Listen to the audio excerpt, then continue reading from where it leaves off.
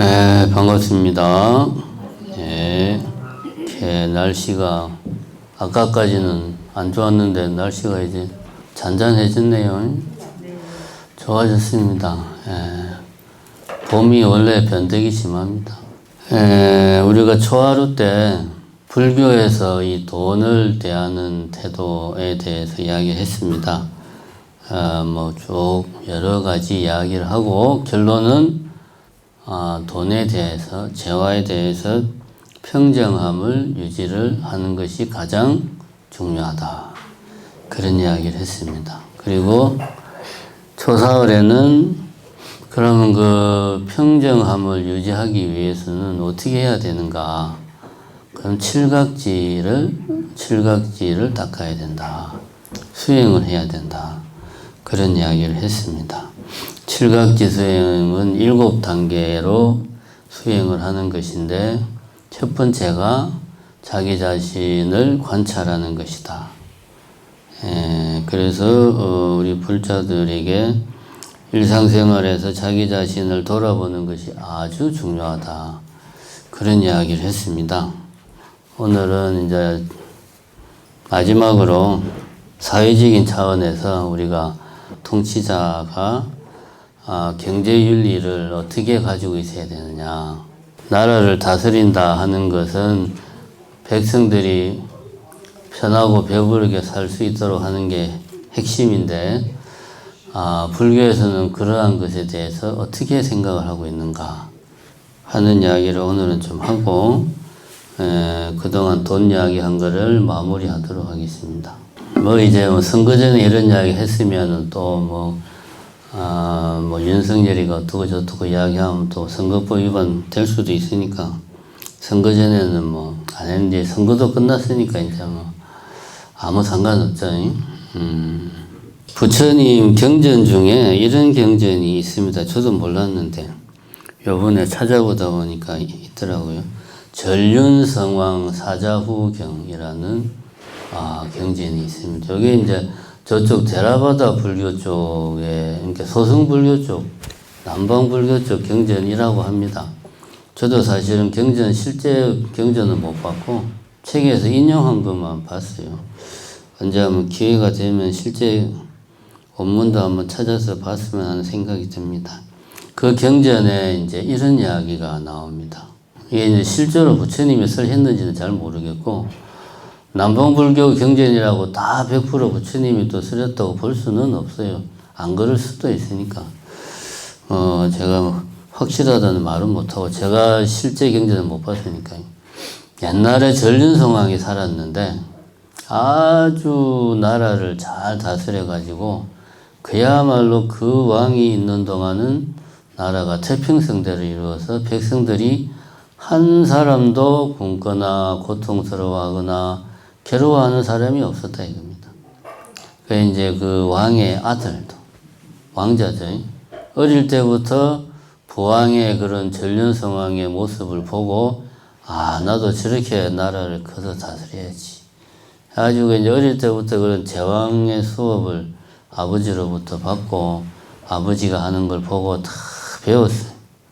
이제 선왕이 돌아가시고 나서 왕자가 이제 왕이 돼가지고 나도 아버지처럼 전륜성왕으로서 온 백성들을 편안하게, 한 명도 빠짐없이 편안하게 다스려야 되겠다 해가지고 아버지가 하던 거를 그대로 이제 보고 들은 거를 다 기억을 해서 똑같이 했어요. 똑같이 했는데 한 가지를 깜빡한 거예요. 한 가지를 뭘 깜빡했냐 하면은 가난한 사람을 돕는 것을 깜빡한 거야, 이 양반이. 다른 건 다 했는데 좀 지나니까 이 나라에 변화가 좀 생기기 시작했어요. 이 나이 든 사람들 중에 가난한 사람이 이렇게 이제 많이 생기기 시작하는 거지. 나이 든 사람들 중에. 그래가지고 그 중에 한 노인이 가난하니까 먹고 살 게 없으니까 도둑질을 한 거예요. 먹고 살아야 되니까 도둑질을 했어.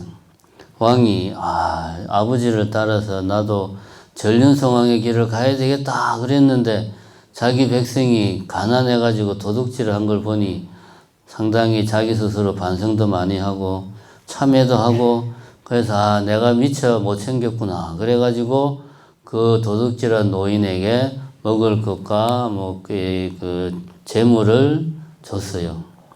자, 이거를 가지고 도둑질 하지 마라. 줬습니다. 줬는데 이 소식을 들은 다른 사람들이 도둑질 하니까 임금이 재물을 주네. 우리도 도둑질 해야 가지고 여기저기서 막 도둑들이 막 생겨난 거예요. 그 왕이 이거 보니까 아니 내가 의도한 건 이게 아니었는데 왜 사람들이 이렇게 하지? 안 되겠다. 본보기를 보여야 되겠다. 그래서 그 중에 도둑질한 사람들을 잡아가지고 처형을 해서 엄벌을 아주 엄한 모습을 보여서 다시는 못하게 처형을 했어요. 그러니까 도둑질한 사람들이 잡히면 죽는구나. 안 잡혀야지. 안 잡히려면 어떻게 해야 되나? 우리가 무장을 해야 돼. 이제 무장 강도가 된 거예요. 무기를 들고. 이 양반들이 그전에는 그냥 도둑질만 하다가 이제 무장을 한 거지.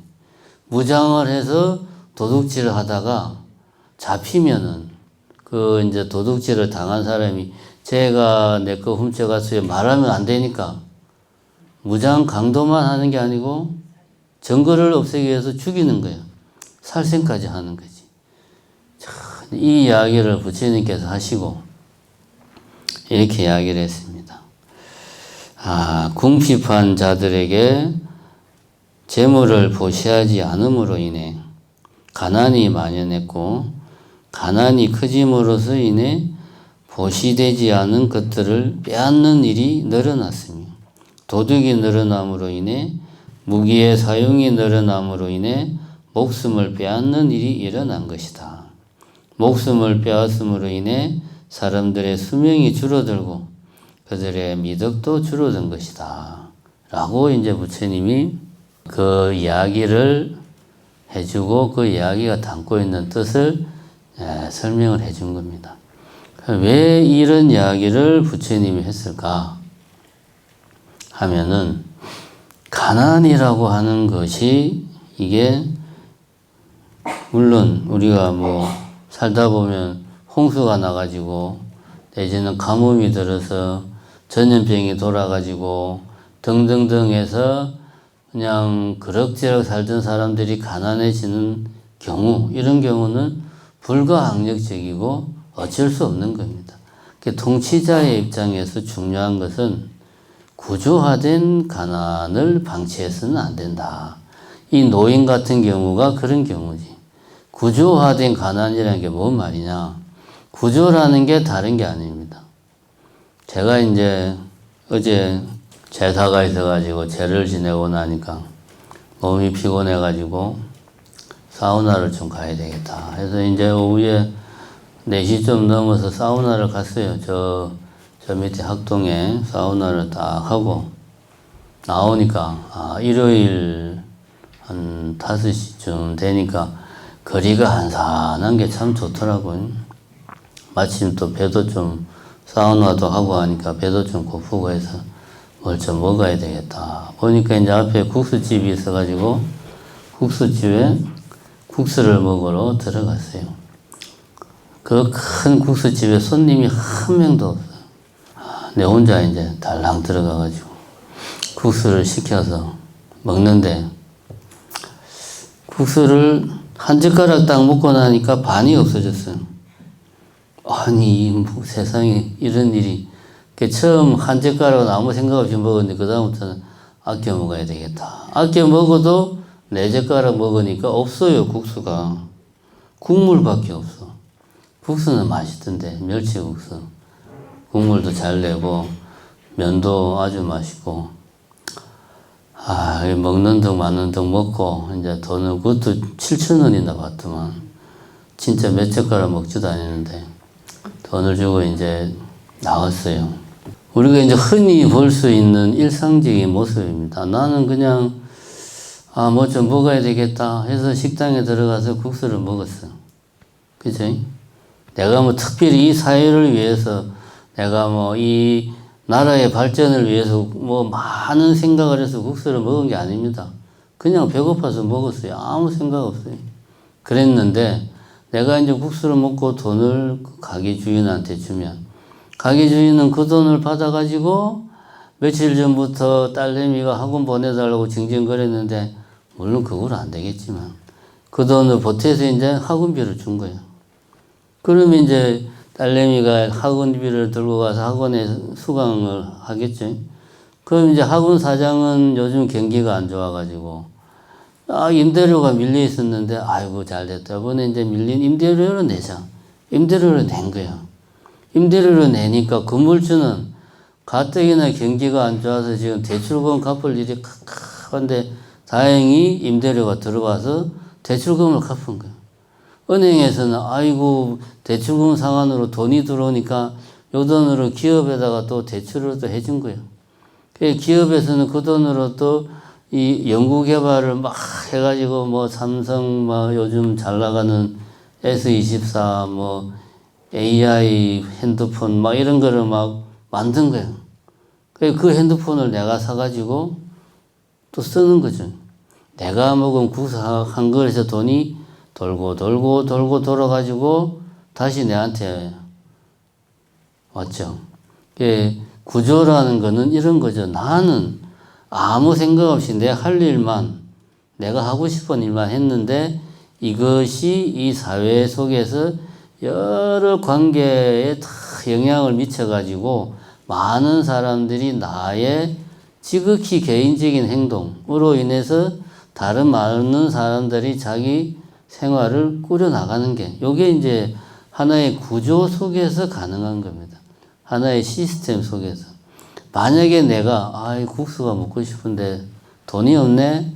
안 먹었어. 그러면은 국수집 주인은 딸내미한테 학원비를 못 줘. 그러면 학원 사장은 임대료를 못 내. 그러면은 건물주는 대출금을 못 갚아. 그러면 기업은 연구개발을 못 해. 이렇게 되죠.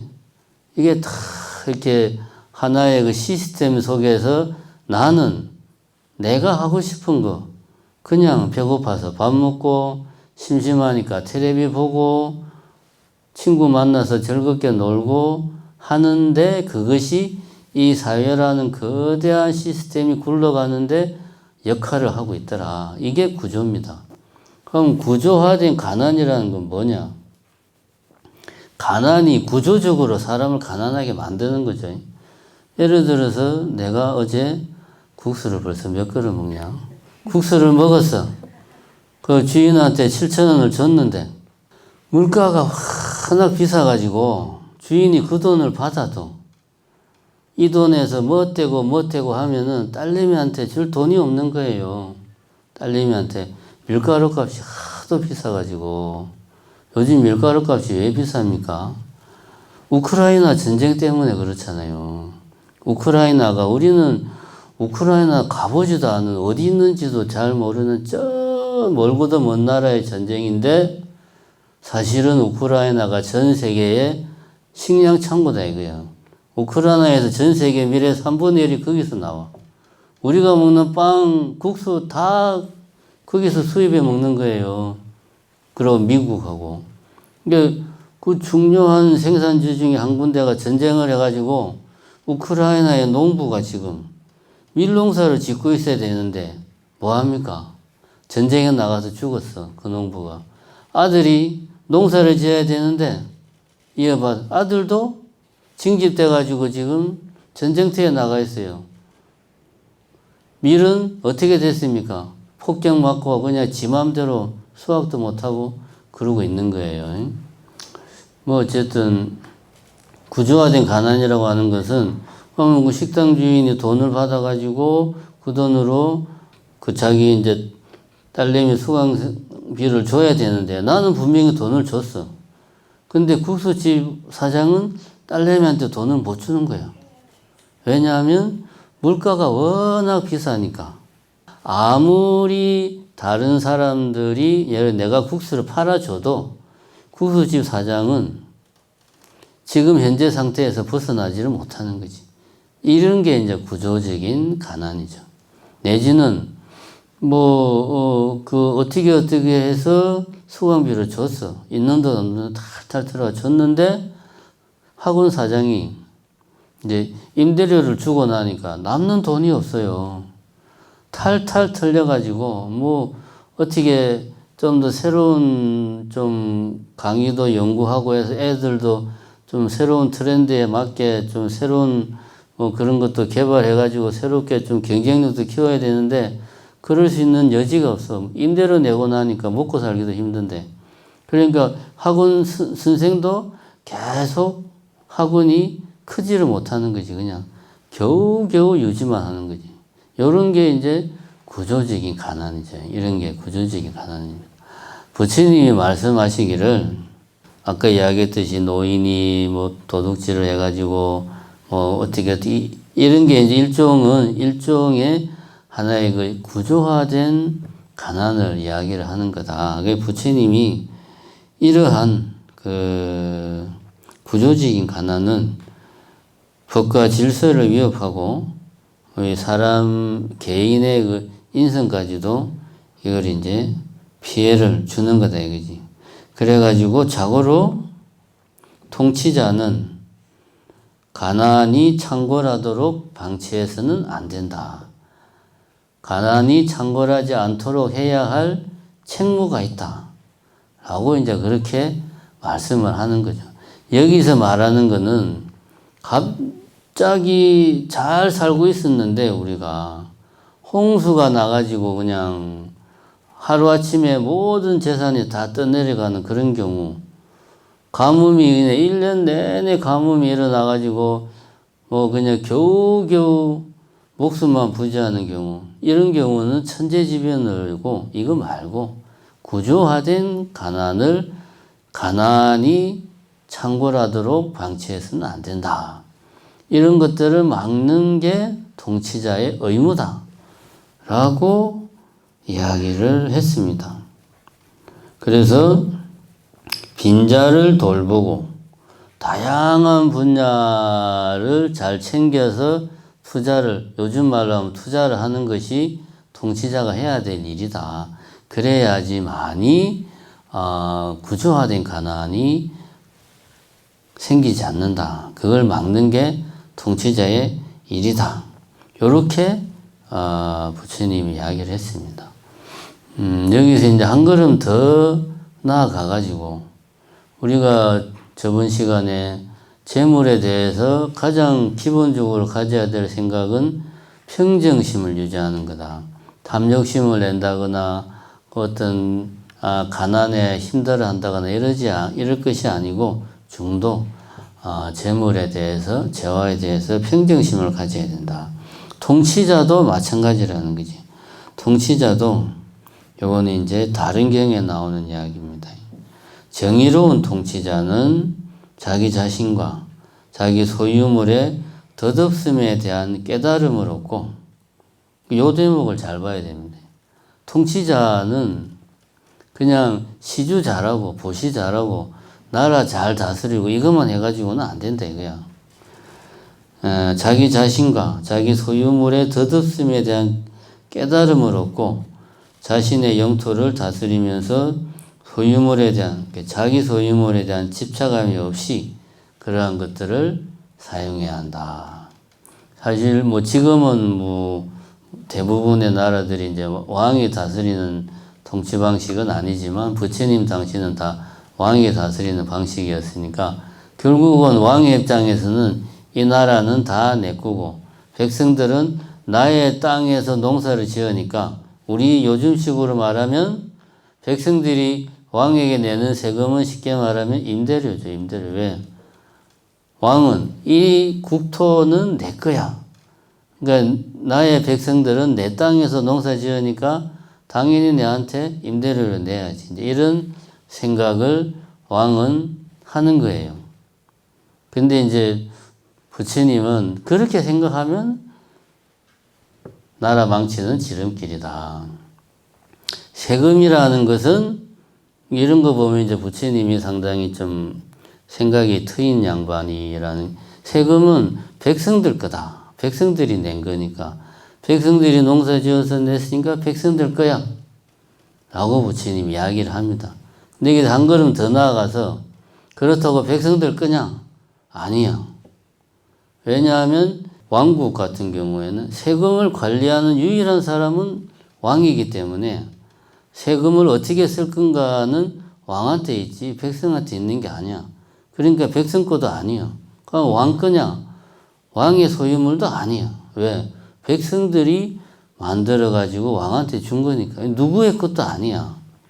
이런 마음으로 국가의 재산, 옛날식으로 말하면 세금을, 국가의 재산을 국왕이 적재적소에 잘 써야 된다 라고 하는 이야기를 합니다.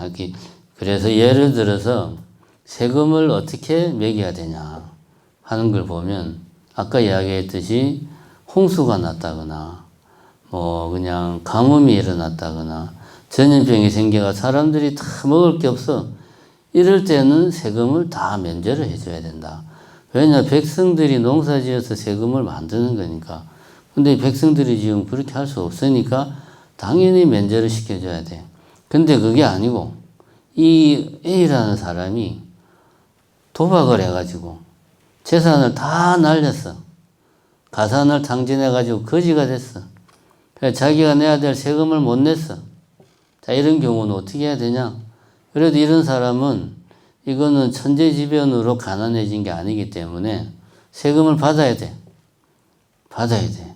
그런데 어쨌든 그 사람은 결과적으로 가난하니까 받고 나서 나중에 돌려줘야 돼. 이렇게 이야기를 합니다. 그 다음에 세 번째, 뭐 돈이 많건 적건 돈이 있는데 요즘으로 뭐 세금을 안 낸다. 그거는 그 사람이 나쁜 놈이야. 국왕은 국왕의 책무를 다해야 되기 때문에 집요하게 그 세금을 받아서 나라를 잘 다스려야 된다. 이런 마인드가 어디서 나오느냐? 재물 재화에 대한 무상함, 덧없음을 통치자는 항상 마음속에 가지고 그런 마음에서 재화에 대한 평정심이 나오고 그래야지만이 세금을 다룰 때 공평무사하게 세금을 운영할 수가 있다. 이렇게 이야기를 하고 있습니다. 이렇게 이야기를 하면은 요즘 말로 치면 이제 그 정의사회 구현, 부의 재분배.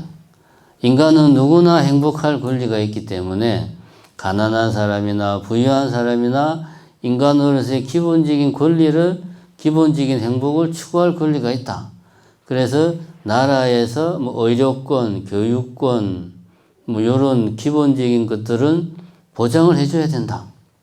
여기에 이제 쉽게 말하면 이제 정의의 개념 중에 하나라 말이면 평등하게 살자. 기본적으로 가난한 사람, 부유한 사람 없이 이 좀 복지국가로서 나라를 꾸려 나가자. 이렇게 이야기하는 거하고 부처님이 이야기하는 거하고 그럼 같은 맥락이냐? 그럼 부처님이 처음부터 나라는 정의롭게 다스려야 된다.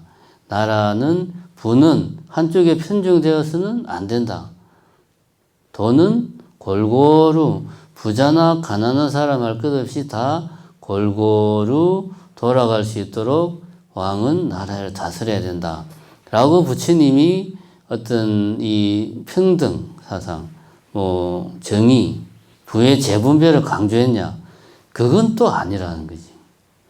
이거는 결과를 놓고 말한 거고 불교에서 강조하는 거는 자비심을 강조하는 거죠. 자비심을 강조하는 거고 더 근본적으로는 재화에 집착하지 않는 마음을 강조하는 겁니다. 그러니까 어떤 천재지변으로 가난하게 된 사람은 당연히 도와야 되고 또 그 가난이 구조화되어 가지고 사람이 가난으로 인해서 고통 속에 살고 있는 사람은 당연히 그러한 고통을 지속적으로 당하지 않도록 조치를 취하는 것이 통치자의 의무다라고 이야기하는 것이지 어떤 뭐 정의사의 구현, 평등의 실현, 복지국가의 완성 이런 거를 처음부터 이야기한 건 아니다. 그런데 결과적으로는 비슷한 맥락인 거는 맞죠. 결과적으로는. 근데 포인트는 다르다. 여기에 이제 우리가 자칫 잘못하면 불교는 그러면은 뭐 부의 재분배를 강조하고 평등을 강조하고 정의사회를 강조하니까 불교는 진보적인 거네. 못 사는 사람, 잘 사는 사람 없이 다 똑같이 살자. 이게 공산주의입니다, 그게. 다른 게 공산주의 아니에요. 그럼 부처님은 빨갱이야. 이렇게 말할 수 있습니까? 그건 아니에요. 그러니까 제가 계속 강조하는 것은 부처님은 재화에 대한 평정심과 자비심을 강조한 거다. 결과적으로 어떻게 보이는가는 그거는 그다지 중요한 게 아니다. 요 점을 우리가 명심할 필요가 있다. 그래서 어떤 사람은 이런 말을 합니다. 어떤 부가, 재화가 이 사회 구성원 모두를 위해서 좋은 방향으로 쓰인다면 이 돈이 개인의 돈이건 아니면은 뭐 어떤 특정한 기업의 돈이건 국가의 돈이건 그게 중요한 게 아니다. 하나의 재화가 공동선, 많은 사람들에게 이롭게 쓰이는 것은 그거는 누구 거냐 따질 이유가 없다. 불교에서는. 왜냐? 재화에 집착하지 말라고 우리는 강조하니까. 그런 측면에서 우리가 이해를 해야 된다. 그 다음에 그럼 또 이런 반론을 제기할 수 있습니다. 그러면 좋다. 그럼 부처님이 빨갱이가 아니라고 지금 이야기하는 거 아니냐. 인정을 하겠어. 그건 뭐 인정을 하겠는데 불교에서는 업을 이야기하지 않느냐. 선업을 지으면 선한 과보를 받고 악업을 지으면 악한 과보를 받는다고 이야기를 한다 이거야. 가난한 사람이 가난한 것은 과거에 그 사람이 가난에 할 수밖에 없는 그런 악업을 지었기 때문에 가난한 거 아니냐. 예를 들면 인색한 과보를 저지르면 인색한 업을 저지르면 가난이라는 과보를 받고 그 다음에 이렇게 자비를 베푸는 업을 쌓으면 나중에 부자가 되는 과보를 받는 거 아니냐.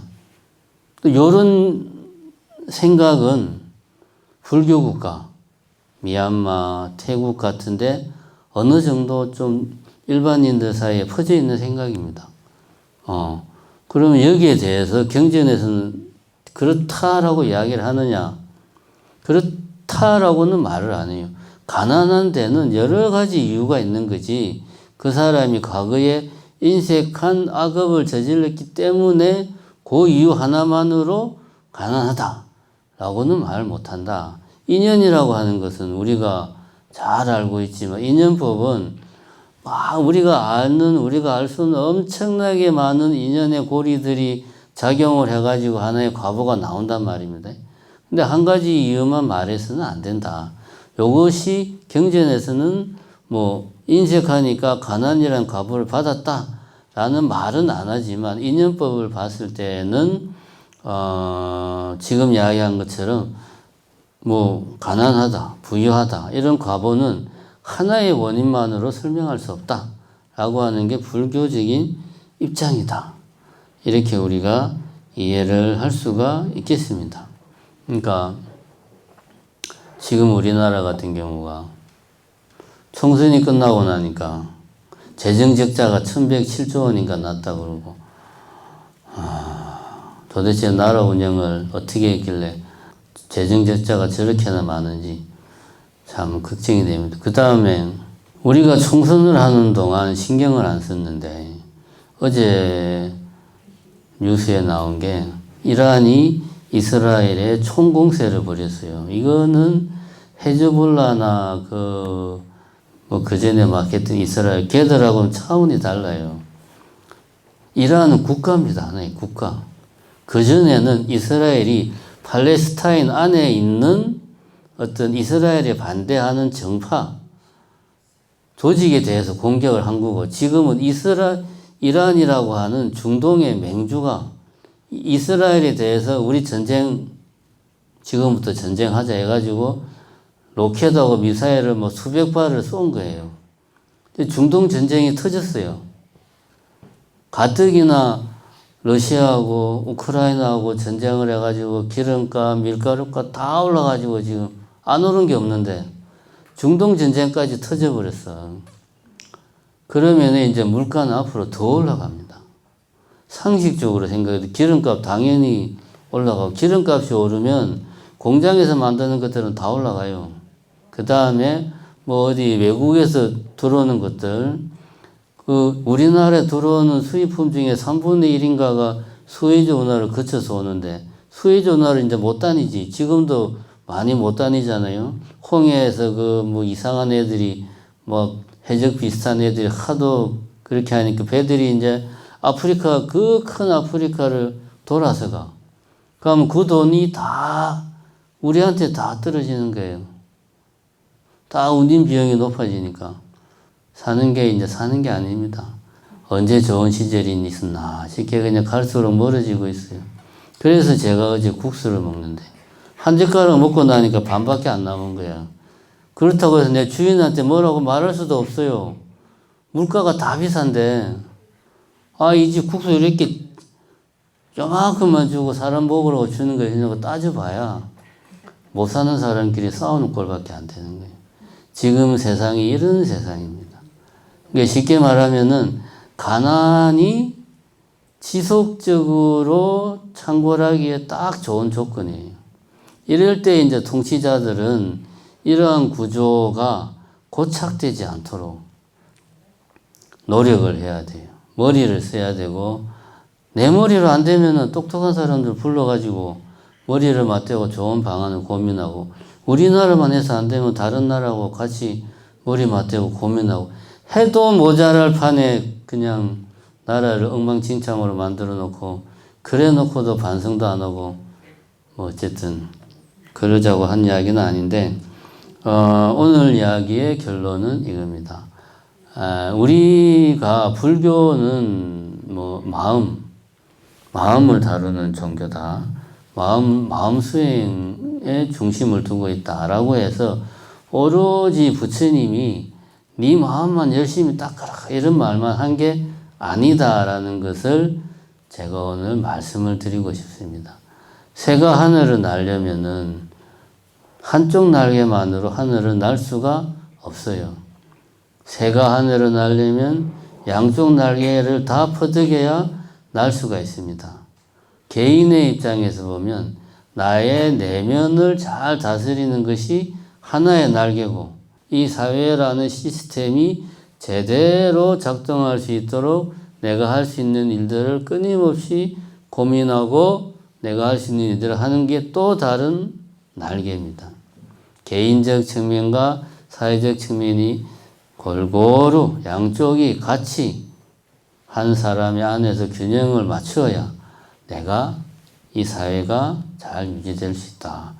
불교도 마음에만 너무 치우쳐서도 안 됩니다. 요 점을 명심하시기 바랍니다. 특히 우리 불자들이 자칫 그런 경향에 빠질 수가 있습니다. 내 마음만 잘 다스리면 돼. 아무리 내 마음을 잘 다스려도 러시아하고 우크라이나하고 전쟁하는 걸 내가 열심히 수행한다고 푸틴이 아이고 중현 스님이 저렇게 열심히 수행을 하니 내가 내일부터 우리 전쟁 그만합시다 이러지 않습니다. 우리 정심사 불자들이 막 한 달 동안 철학 기도를 열심히 하니까 이스라엘 사람들이 우리 저 한국의 정심사 불자들이 기도를 저렇게 열심히 하니 우리 전쟁하지 말자 이렇게 안 합니다. 이건 범주가 다른 거예요. 그렇게 명심하시고 이상 마치겠습니다.